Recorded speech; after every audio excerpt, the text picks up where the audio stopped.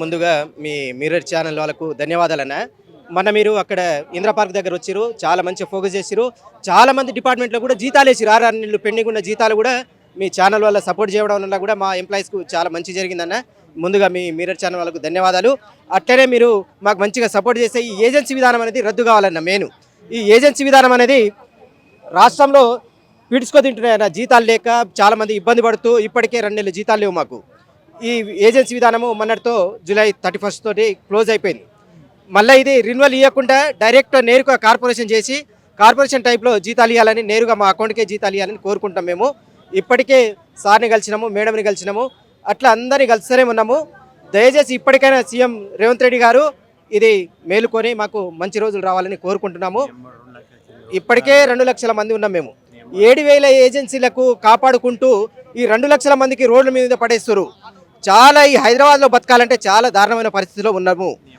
మీకు ఎప్పటికీ రుణపడి ఉంటాము. ఈ మా 2 లక్షల మందిని పొట్టనేసి చూసుకోండి. మీకు ఎప్పటికే రుణపడి ఉంటాము. మా ఏజెన్సీ విధానాన్ని రద్దు చేయండి, డైరెక్ట్గా నేరుగా జీతం ఇవ్వండి. ఇంకోటి అన్న, ఆఫీసర్లు ఏజెన్సీ వాళ్ళు కుమ్మక్కయ్యి ఈరోజు డ్యూటీకి పోతే రేపు తెల్లారి పోతామో లేదో అనే పరిస్థితి వచ్చింది మాకు. తీసేసి వేరే వాళ్ళని కొత్తలను 3 లక్షలకు 4 లక్షలకు ఈ అధికారులు ఏజెన్సీ వాళ్ళు కుమ్మక్కై వాళ్ళని పెట్టుకోవడం జరుగుతుంది. మళ్ళీ వాళ్ళకు 1 సంవత్సరం రిన్యువల్ ఇస్తారు, వాళ్ళని కూడా తీసేస్తారు, మళ్ళీ కొత్త వాళ్ళని పెట్టుకుంటారు. ఇదే పరిస్థితి అవుతుంది ఈ రాష్ట్రంలో. గత 15 సంవత్సరాలకు వెళ్ళి మేము డ్యూటీలు చేస్తున్నాము. 2018లో మాకు పిఆర్సీ ఇచ్చిరు. అదే 6,000, 7,000, 10,000కు ఇప్పటిదాకా కూడా జీతం చేస్తూ ఉంటున్నాము.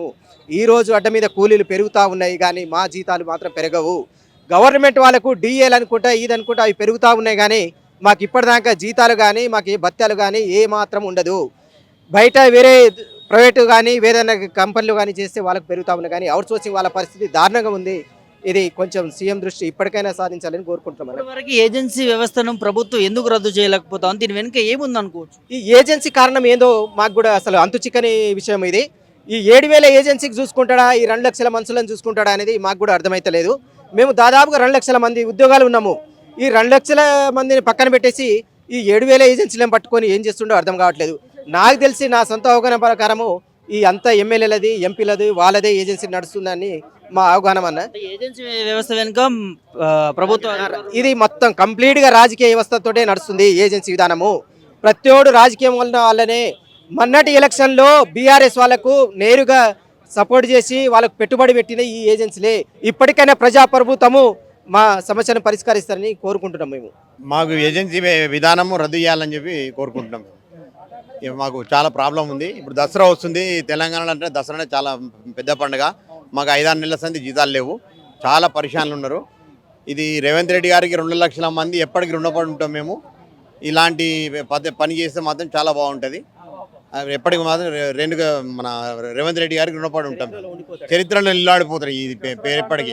దసరా కానుకగా ఇప్పుడు టీచర్లకు ఎలాగా దసరా కానుక అని చెప్పిండో మాకు అలాగే ఏదన్నా ఒకటి కానుక మాకు కూడా చేస్తే చాలా బాగుంటుంది. ఏజెన్సీ విధానం రద్దు చేసేయాలి అని కోరుకుంటున్నాం. మేమైతే ఏజెన్సీని పూర్తిగా రద్దు చేయాలంటా ఉన్నారు. మరి ప్రభుత్వం పట్టించుకోవట్లేదు. దీని మీద చాలా నెలల నుంచి కూడా ధర్నా చేస్తూ ఉన్నారు. ఏజెన్సీ విధానం రద్దు చేయాలని చెప్పి మేము ఆలోచన మాది. రద్దు చేస్తే నేరుగా గవర్నమెంట్ మీద కూడా భారం పడదు, ఎవరికి ఇది లేదు. కానీ మేము మా దిక్కేలేం ఏజెన్సీ వాళ్ళు బతుకుతున్నారు మా మీద. ఒక్కొక్క మనిషి మీద 4-5 వేల రూపాయలు వాళ్ళు కమిషన్ తింటారు పక్క. మాకు మా జీతం వేతనం బట్టి చూస్తే మాకు 12,000, 13,000, 9,000 మాకు జీతాలు ఇస్తారు. మిగిలినవి మాత్రం మా విధానం జీతం మాది మాత్రం ఎక్కువ ఉంటుంది. ఒక్కో మనిషి మీద మాత్రం 5,000 రూపాయలు జీతం కంపల్సరీ తింటారు వాళ్ళు. అది రద్దు చేస్తే ఆ జీతం నేరుగా మాకే వస్తుంది కదా. ఇప్పుడు చాలా భారీ మోసం చేస్తున్నట్టుంది ఏజెన్సీ. చాలా మొత్తం అంత రాజకీయ నాయకులు వాళ్ళ రిలేషన్ వాళ్ళు మొత్తం ఇవే ఉంటాయి. మొత్తం ఏజెన్సీ విధానాలు మొత్తం వాళ్ళకి కాంట్రాక్ట్లు ఉంటాయి. కాంట్రాక్ట్లు వాళ్ళే మొత్తం. అంటే దీన్ని రద్దు చేయకపోవడానికి వెనుక రాజకీయ నాయకులు పక్కా ఉంటారు. కాబట్టి ఇది రేవంత్ రెడ్డి ప్రజాభవన్ పెట్టింది కాబట్టి ఇదంతా ప్రజాపాలన ఉన్నది కాబట్టి మేము ఆయన కోరుకునేది ఒకటే, ఈ విధంగా ఇప్పుడు ఇది ఏజెన్సీ విధానం రద్దు చేసి ఇది చేసుకుంటే చాలా బాగుంటుంది. 2 లక్షల మంది నీ ఎంబడి ఖచ్చితంగా ఉంటాం. ఇదే విధంగా ఉంటాం. మాత్రం రద్దు చేయకూడదు. దాని విధానం లెక్క అలాగ ఉంటుంది, దారుణంగా ఉంటుంది. చాలా దారుణం అంటే హెచ్చరిక కాదు సార్. హెచ్చరిక దారుణం అంటే మేము ఇప్పటి మాటకు ఏదైతే ఉన్నదో విధానము శాంతియుతంగా చేయమని చెప్పి ఈయన కోరుకుంటున్నాం మేము. ఏం పేరు మీకు? రాజ్ కుమార్ నా పేరు. నేను జిహెచ్ఎంసీలో కంప్యూటర్ ఆపరేటర్ వర్క్ చేస్తున్నా. నేను చేయబట్టి ఇప్పటికే 25 ఇయర్స్ అయింది. 25 ఇయర్స్ నుంచి చేస్తున్నా నేను జిహెచ్ఎంసీలో. అంటే కంప్లీట్గా అవుట్ సోర్సింగ్ పైనే నడుస్తుంది. ఇప్పుడు గవర్నమెంట్ ఇప్పటివరకు ఎన్నైతే స్కీమ్లు తీసుకొచ్చిందో ప్రతి ఒక్క స్కీమ్లో మేము ఫుల్ ఫ్లెడ్జ్గా వర్క్ చేస్తాము. ఆఫీసర్స్ మాతో వర్క్ తీసుకుంటారు. ఇప్పుడు ప్రభుత్వం అనేది ప్రజల గురించి ఏర్పడ్డప్పుడు ప్రభుత్వం ఏం చేయాలి? ప్రజలకి కావాల్సిన సదుపాయాలు కల్పించాలి. దాని ప్రకారము ప్రతి ఒక్క ప్రజలకి గవర్నమెంట్ ఏం చేస్తుంది? ఈ స్కీమ్ అని, ఆ స్కీమ్ అని, ఈ స్కీమ్ అని తీస్తారు. అట్లా జిహెచ్ఎంసీలో ఎన్ని స్కీమ్లు వచ్చినా కానీ ఇంక్లూడింగ్ ఎలక్షన్ డ్యూటీ నుంచి మొత్తం అన్నీ మేమే చేస్తాం. ప్రతి ఒక్కటి చేసేది అవుట్ సోర్సింగ్ ఎంప్లాయీసే. అది పేరు పోయేది ఎవరికి పోతుంది? గవర్నమెంట్కి పోతుంది. అది ఎవరు చేసిరు, ఈ స్కీమ్ ఎవరు తీసుకొచ్చిరు, బాగుంది, ప్రజలకు అంతా మంచి జరిగింది, ఎవరు తీసుకొచ్చిరు ఈ స్కీమ్ అంటే పలానా గవర్నమెంట్ తీసుకొచ్చింది. కానీ అలా పని చేసేది మొత్తం అవుట్ సోర్సింగ్ ఎంప్లాయీసే.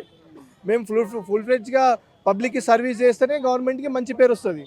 అదేవిధంగా ఇప్పుడు ప్రతి ఒక్క గవర్నమెంట్ తీసుకొచ్చిన పాలసీలన్నింటినీ మేమే చేసినాము. కష్టం మీది, క్రెడిట్ ప్రభుత్వానికి పోతుంది కదా. మరి ఇప్పుడు ఇంత కష్టపడుతున్నాం మేము, మా అవుట్ సోర్సింగ్ గురించి కూడా ఒక స్కీమ్ తీసుకురావచ్చు కదా గవర్నమెంట్. మేము ప్రజలకు ఆ స్కీమ్లన్నీ తీసుకుపోయి వాళ్ళకి మంచి చేసినప్పుడు ఆ ప్రభుత్వం కూడా మాకు కూడా ఒక స్కీమ్ తీసుకొచ్చి అవుట్ సోర్సింగ్ వాళ్ళకి ఒక స్కీము, వీళ్ళు దీని ప్రకారం వీళ్ళకి వస్తుంది అని చెప్పి. అట్లా కూడా లేదు. ఇప్పుడు ఆ ఏజెన్సీ నుంచి తీసుకుంటున్నారు. ఇప్పుడు మా శాలరీలో సగం వాళ్ళకి ఏజెన్సీ వాళ్ళకే పోతుంది. అదేదో మాకే డైరెక్ట్ ఇచ్చినారు అనుకోండి, ఈ ఏజెన్సీ వ్యవస్థ తీసేస్తే తప్ప మాకు న్యాయం జరగదు ఇప్పటివరకు. ఇప్పుడు ఈఎస్ఐ ప్రాబ్లమ్స్ ఉన్నాయి. ఇప్పుడు ఏజెన్సీ అమౌంట్ తీసుకుంటుంది, కమిషన్ పోతుంది. అవన్నీ తీసేస్తే డైరెక్ట్ శాలరీ ఇస్తే మాకు. ఇప్పుడు ఎలక్ట్రిసిటీ బోర్డులో వాళ్ళకి చేసినారు. ఎలక్ట్రిసిటీ బోర్డులో 30,000 పైచీలకు వాళ్ళకి పర్మనెంట్ చేసినారు. వాళ్ళని ఏ విధంగా చేసినారు? మాకెందుకు చేయరు? ఇప్పుడు ఎలక్ట్రిసిటీ బోర్డులో చేసినారు. అట్లా ఎందుకు? అట్లా వివక్ష ఎందుకు? అంటే ఎలక్ట్రిసిటీ బోర్డులో వాళ్ళ ఎవరైనా నాయకులు ఉండి చేపించున్నారా, ఇట్లా చేసినారా? మాకు సంబంధం లేదు. ఎలక్ట్రిసిటీ బోర్డులో చేసినట్టు మాకు కూడా చేస్తే మాకు బాగుంటుందని ఆలోచన. ఏజెన్సీ విధానం ఒకటి రద్దు చేయాలని కోరిక.